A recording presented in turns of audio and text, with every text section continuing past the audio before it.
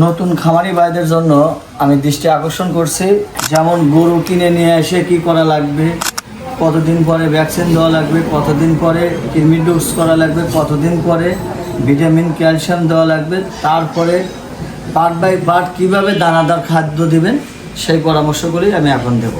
আপনি যতই ভ্যাকসিন দেন না কেন জরা ঠেকবে না এখনকার এই মৌসুমে যারাই গরু কিনবেন। আসলে নতুন যারা খামার করেন তারা কিন্তু অনেক কিছুই জানেন না, অনেক কিছুই বোঝেন না।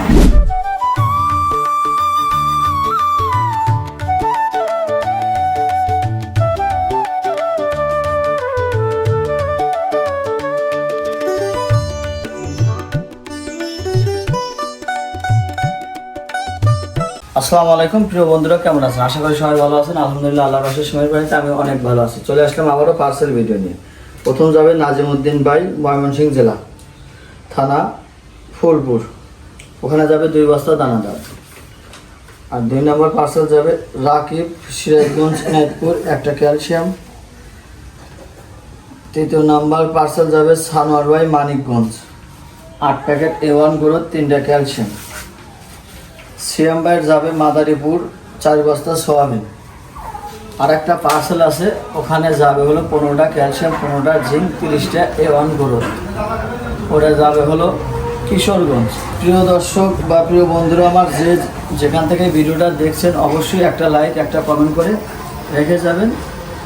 আর গঠনমূলক কমেন্ট করবেন, সেই কমেন্ট ধরে আপনাদের ভিডিও উপহার দেবো। যে ধরনের ভিডিও চান সেই ধরনের ভিডিওই আমরা উপহার দেবো। আর যারা এখনও আমার মেডিসিন এবং দানাদার নেন নাই, খুব শীঘ্রই আমার সাথে যোগাযোগ করবেন। আমি আপনাদের নিকট আমার মেডিসিন এবং দানাদার আপনাদের হাতে পৌঁছে দেব। আমাদের দানাদার এবং মেডিসিনের গুণে মানে অনেক ভালো, যারাই নিচ্ছে তারাই বারবার নিচ্ছে। যে করো মেমো আমি আপনাদের পড়ে শুনেলাম, এর মধ্যে 2 জন আছেন নতুন আর 3 জন হলো পুরানা। এরা কমসে কম 10 থেকে 12 বার আমার কাছ থেকে পার্সেলগুলো নিয়েছে, মেডিসিন এবং দানাদার।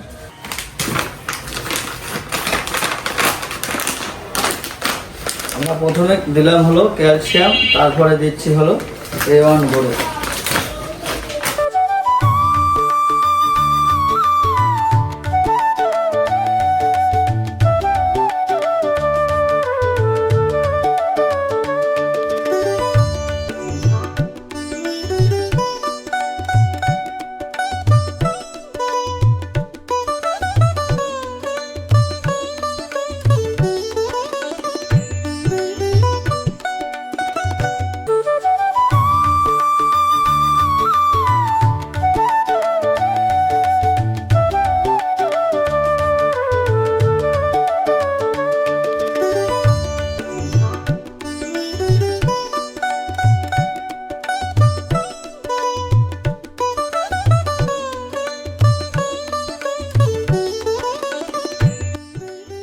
নতুন খামারি ভাইদের জন্য আমি দৃষ্টি আকর্ষণ করছি, সেই সকল খামারি ভাইদের জন্য আমার কিছু পরামর্শ।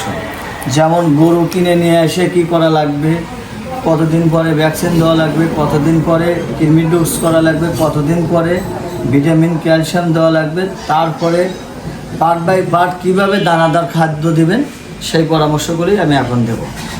প্রথমে গরু কিনে নিয়ে আসার পরে আপনারা গরুকে ব্যথার ট্যাবলেট দিবেন। ইদানিং এখন বৃষ্টির মৌসুম চলছে, এই বৃষ্টির মৌসুমে দেখা যায় যে গরু হাট থেকে কিনে নিয়ে আসলে খামারে আসলে জ্বরে যায়।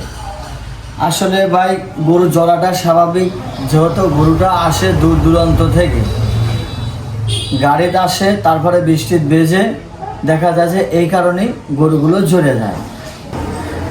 আর যদি আপনার এলাকার গরু হয়, আপনারা খামারে নিয়ে এসে 5-7 দিন অবজারভেশনে রাখবেন। যদি গরু না জ্বরে তাহলে আপনারা ভ্যাকসিন দিয়ে দেবেন।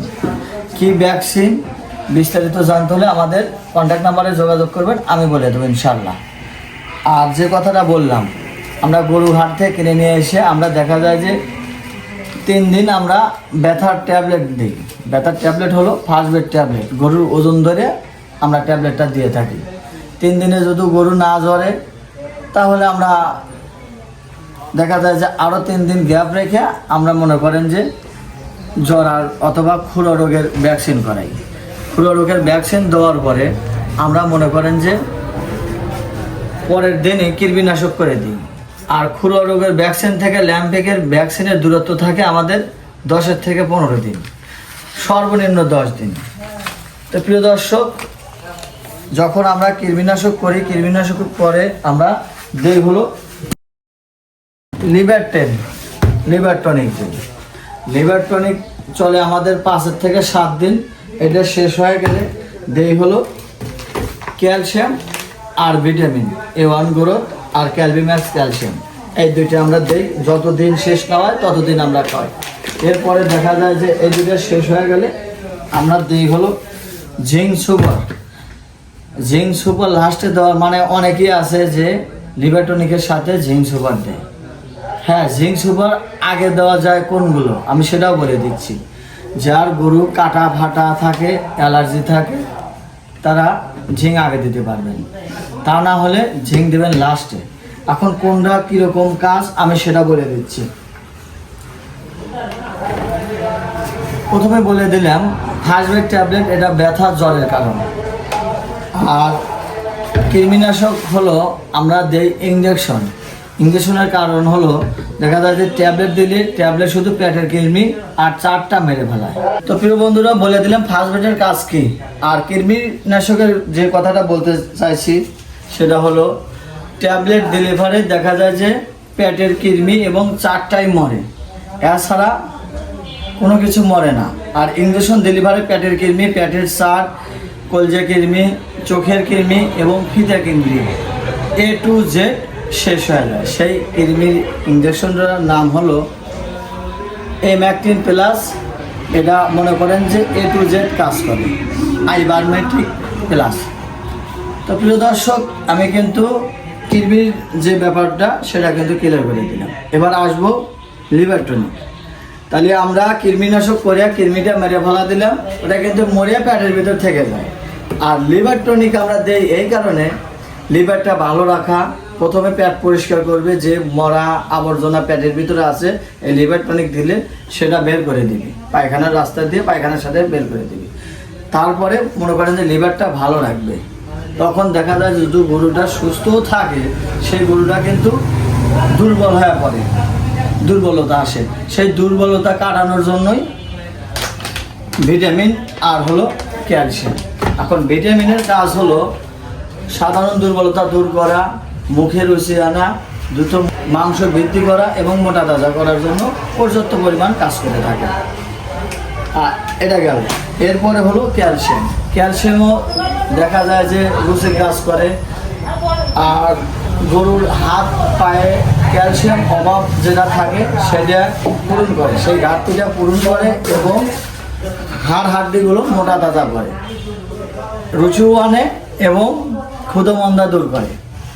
তা দুটো গেল। এরপরে আসি হলো ঝিঙের কাজ হলো মুখের রুচি আনা, দেখা যায় নতুন লোম কাটায় নতুন লোম গজানো।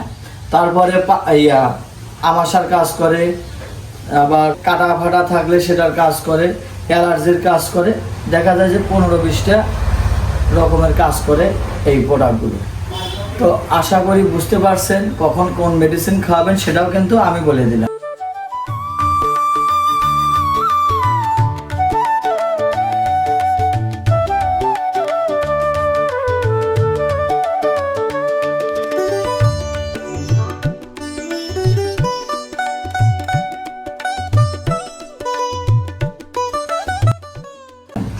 তো আমার ভিডিওটা যদি ভালো লেগে থাকে অবশ্যই ভিডিওটা একটা লাইক, একটা কমেন্ট, ভিডিওটা শেয়ার করে দেবেন। ভিডিওটা আপনিও দেখলেন, অন্যকে দেখার সুযোগ করে দিলেন।